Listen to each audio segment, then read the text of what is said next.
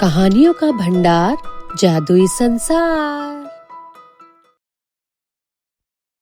तो अब तक आपने देखा बिरजू लाला की छोटी बेटी विमला अपनी बड़ी बहन कमला के गंजेपन और रंग रूप की वजह से उससे बुरा बर्ताव करती थी।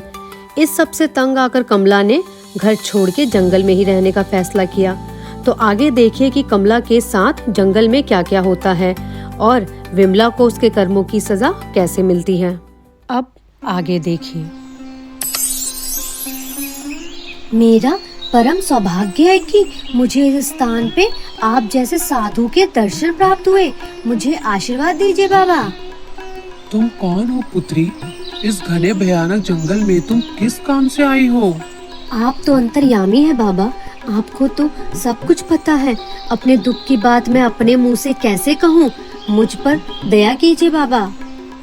ठीक है, तो फिर जाओ पुत्री, यहाँ पास में ही एक जलाशय है, वहाँ बस एक बार डुबकी लगाकर मेरे पास वापस लौट कर आओ पुत्री। ठीक है बाबा, जैसा आपने कहा मैं वैसा ही करूँगी।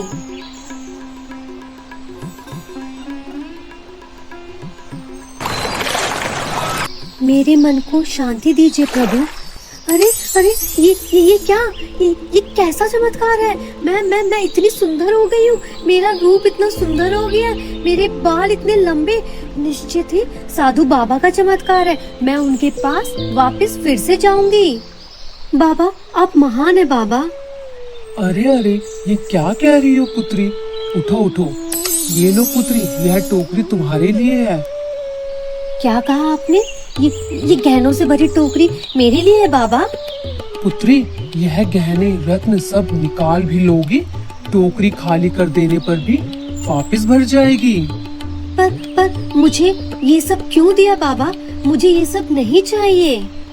तुम्हारी सरलता और भोलेपन पर खुश होके मैंने उपहार के रूप में तुम्हें यह टोकरी दी है। जाओ और जाकर अपना जीवन खुशी खुशी व्यतीत करो पुत्री। कहाँ जा रही हो बेटी? जाने से पहले मेरे पीले पत्ते तोड़ के ले जाओ। इसे हिलाते ही तरह तरह के व्यंजन प्राप्त हो जाएंगे। धन्यवाद कैला देवी। जाने से पहले एक बार मेरे पास आओ बेटी। कैसे हो पेड़ महाराज? इधर आओ बेटी।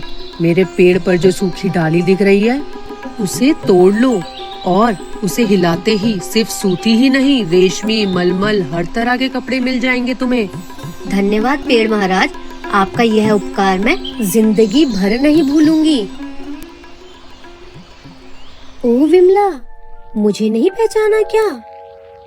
अरे अरे, ये मैं क्या देख रही हूँ? तुम इतनी सुंदर कैसे हो गई?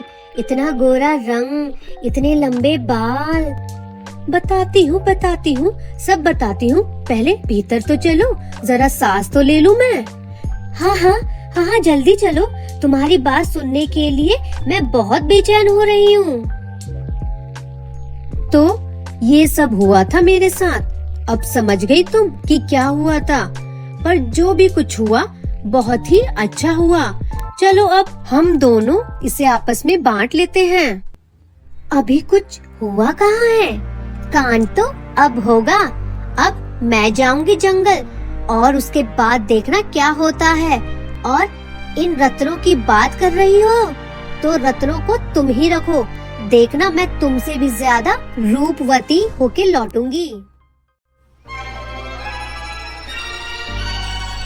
अरे बेटी, जरा देखो, मैं गिर रही हूँ, मुझे सीधा कर दो ना जरा। कहने से पहले सोचा करो किसे क्या कह रही हो। अगर फिर से ऐसी बात कही तो सीधा नहीं, खींचकर पूरा तोड़ दूंगी। ओह बाबा, आखिर में इतनी दूर आके आपके दर्शन हो ही गए मुझे साधु बाबा। तुम कौन हो बेटी? क्या चाहिए तुम्हें? हाँ, जल्दी से मुझे भी वह रूप का जादुई तालाब दिखाइए ना, तो मैं भी वहाँ जाकर परम सुंदरी बनकर आ जाऊँ। लेकिन सावधान बेटा, सिर्फ एक ही डुबकी लगाकर वापस चली आना।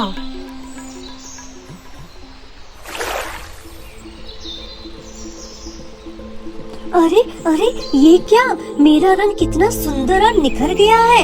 अरे नहीं नहीं नहीं, एक डुबकी में अगर ऐसा हो तो दूसरी डुबकी लगाने पर ना जाने क्या हो जाएगा। अरे ये क्या हुआ, ये तो गलत हो गया मेरे साथ। हे भगवान, ये क्या हो गया मेरे साथ, मेरा इतना गोरा रंग सब मिल गया पानी में। नहीं नहीं नहीं नहीं, मैं एक बार और डुबकी लगाती हूँ। अरे ये क्या, कुछ भी नहीं हो रहा है मेरे साथ, अब मैं क्या करूं? बाबा जी ये क्या हुआ, ऐसा क्यों हुआ मेरे साथ? तुम सिर्फ लालची ही नहीं, साथ ही अहंकारी और ईर्ष्यालु भी हो। इसकी सजा तुम्हें मिलनी ही थी। अब ऐसे ही संपूर्ण जीवन व्यतीत करो। बाबा जी मुझे माफ कर दो, मुझे माफ कर दो। जंगल से निराश होके विमला अपने घर वापस गई और कमला से माफी मांगने लगी। दयालु कमला ने भी विमला को माफ कर दिया। यह सब देखकर बिरजू लाला भी शर्म से शर्मिंदा हुआ।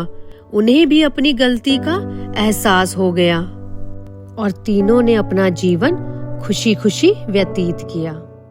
तो इस कहानी से हमें यह शिक्षा मिलती है कि हमें कभी भी किसी के साथ रंग रूप से भेदभाव नहीं करना चाहिए। हमें हमेशा उस इंसान की मन की सुंदरता को देखना चाहिए कि वह मन से कितना अच्छा है।